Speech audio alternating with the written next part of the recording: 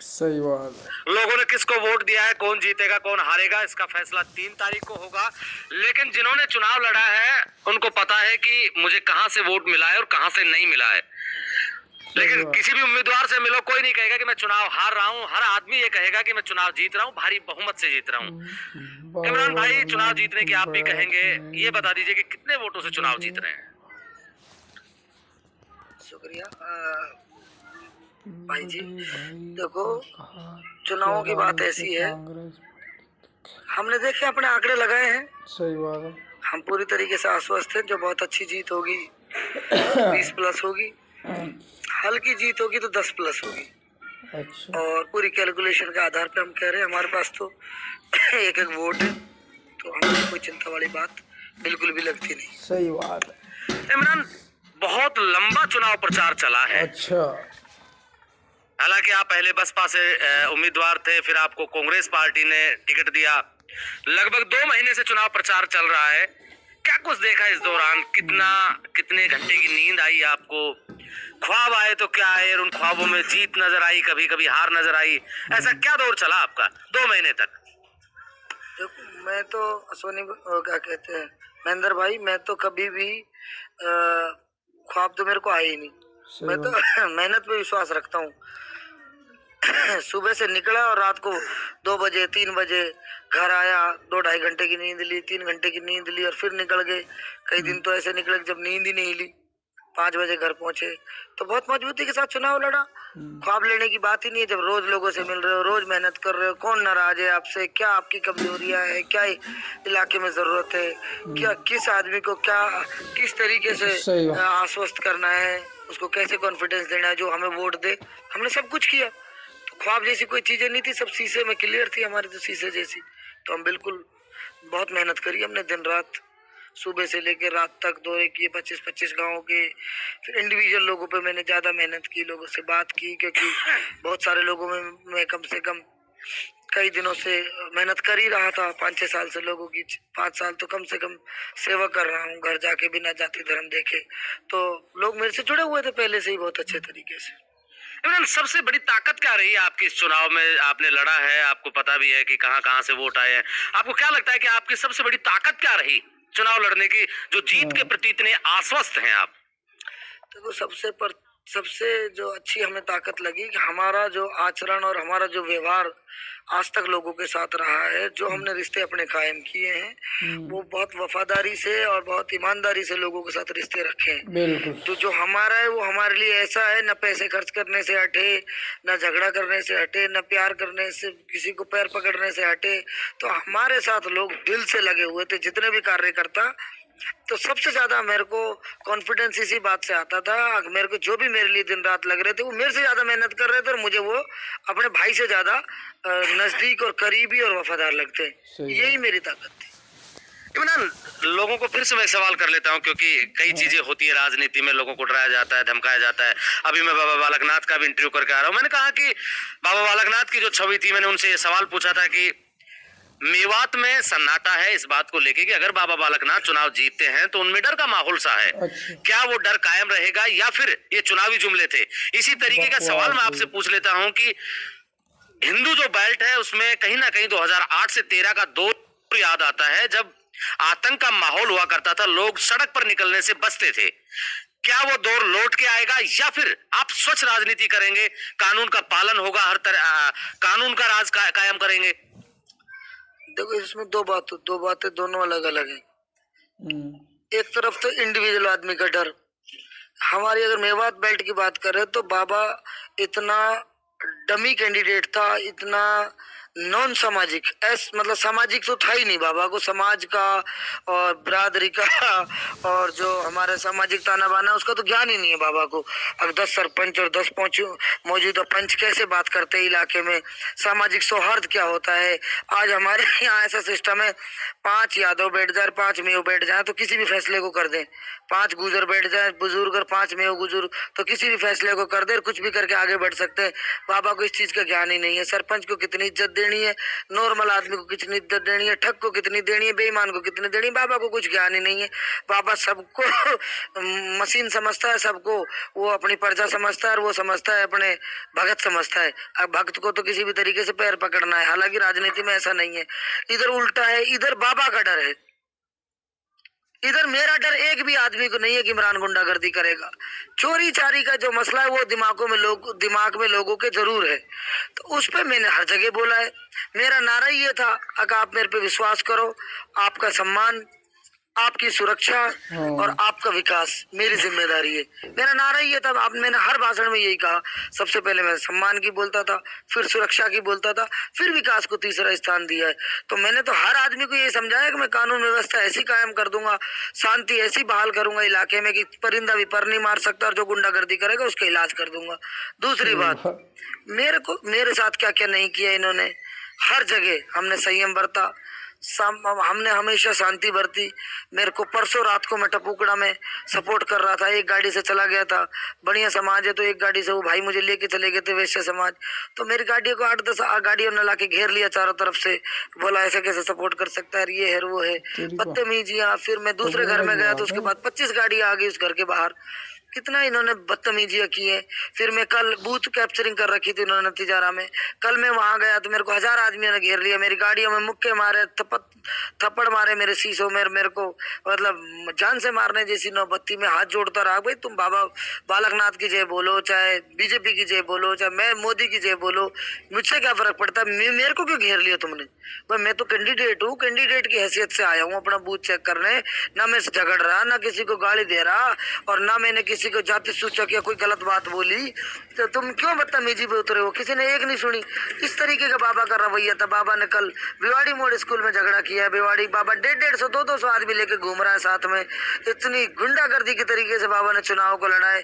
इस इलाके की बदकिस्मती है कि इस इलाके को बाबा जैसे कैंडिडेट मिला, एक अच्छा पढ़ा लिखा वेल डिसिप्लिन्ड कैंडिडेट की हमें जरूरत है, मेहनती हो जो और क्वालिफाइड हो, जो विजन वाला हो। बाबा ने तो मतलब संत का भेष पैर रखा है, संत जैसी कोई बातें है नहीं। संत कोई दारू बांटता है क्या, कितने बाबा ने क्या क्या नहीं करा इस चुनाव में।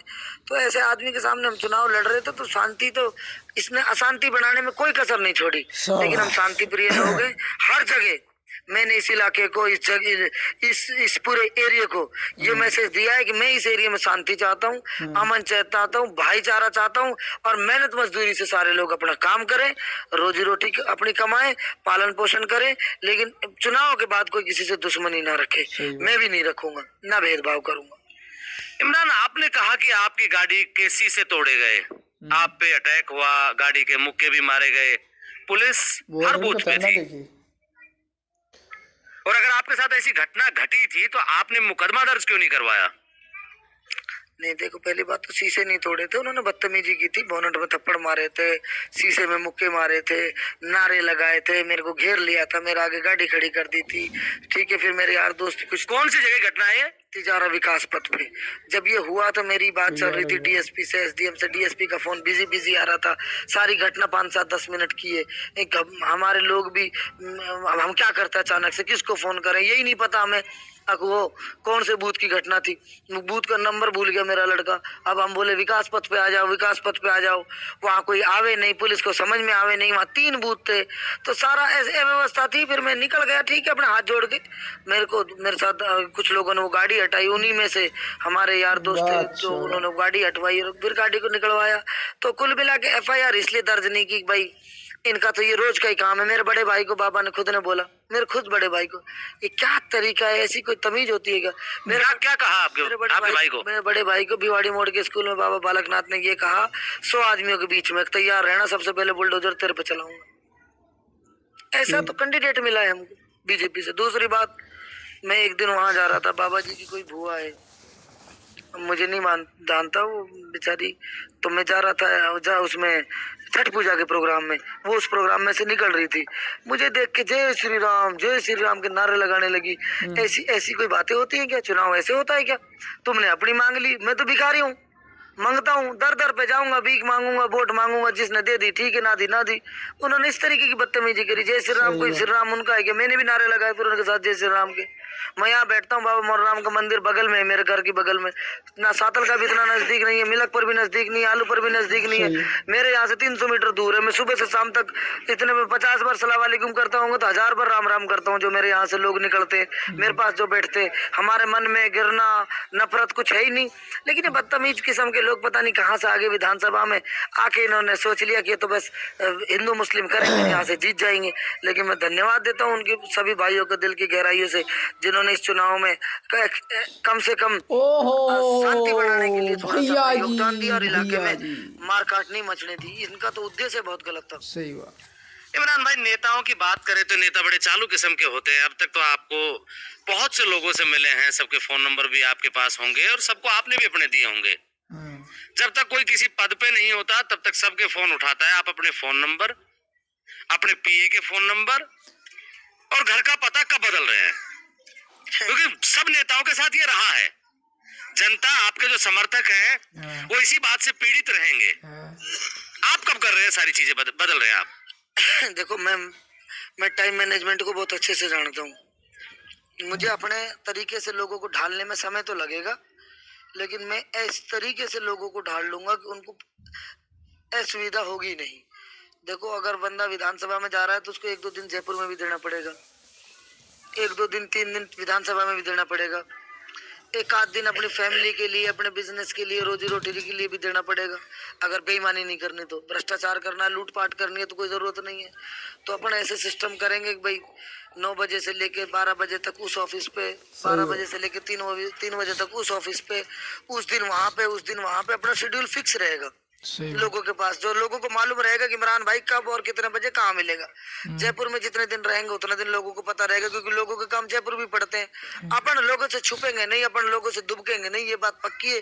लेकिन अपन अव्यवस्थित आदमी नहीं है कि जब मन करो जहाँ मन करो वहाँ नेता, जो जब मन करेगा जहाँ मन करेगा लोगों से बात नहीं कर पाओगे। हाँ, मतलब अपन लोगों को सुविधा, आप अपने तरीके से बात करोगे, टाइम दोगे। लोगों को हम अपने उस तरीके से डाल देंगे जैसे किसी के पुलिस प्रशासन के काम है, तहसील के काम है, तो सोमवार को मिलना चाहिए उसको 9 बजे से लेके 12 बजे तक। क्योंकि इतवार को मिलेगा तो कोई फायदा नहीं, फोन कर नहीं पाएंगे। रात को मिलेगा तो अधिकारी सो जाएंगे। अब रात को टाइम खोटी करने का क्या मतलब है? किसी की कोई इमरजेंसी है तो 24 घंटा घर के दरवाजे खुले, फोन खुले, इमरजेंसी में हम अवेलेबल है। और ऐसे जो काम है, काम के हिसाब से लोगों को समझा के काम करेंगे सबके। इमरान, कोई एक ऐसा काम अगर आप चुनाव जीतते हैं उसके तुरंत बाद शुरू कर देंगे?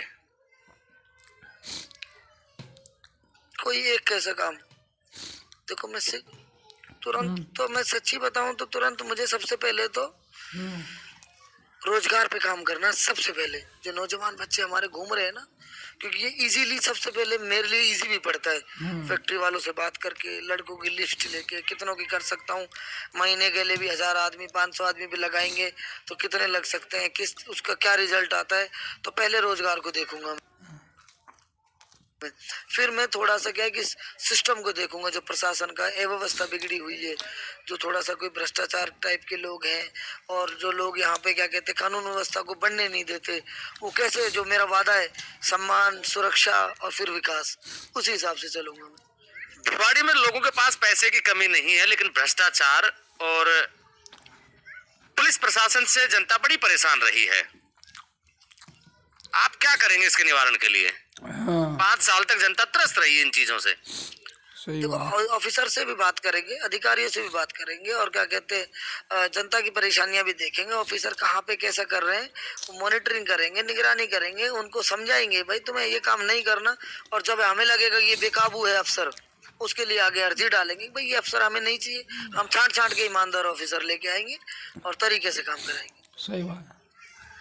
ये है तिजारा से कांग्रेस पार्टी के प्रत्याशी इमरान खान।